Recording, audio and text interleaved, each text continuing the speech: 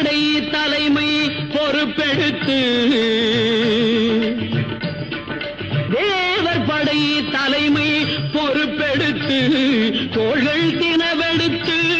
சூரன் உடல் கிழித்து கோவில் கொண்டே அமர்ந்த ஒரு வீடு கோவில் கொண்டே அமர்ந்த ஒரு வீடு கடல் கொஞ்சம் செந்தூரில் உள்ள படை வீடு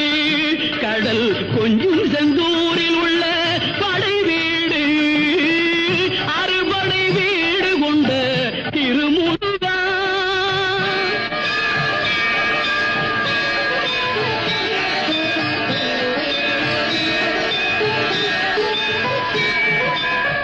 குறுநகை தெய்வானை மலரோடு குந்தன் குலமகளாக வரும் நினைவோ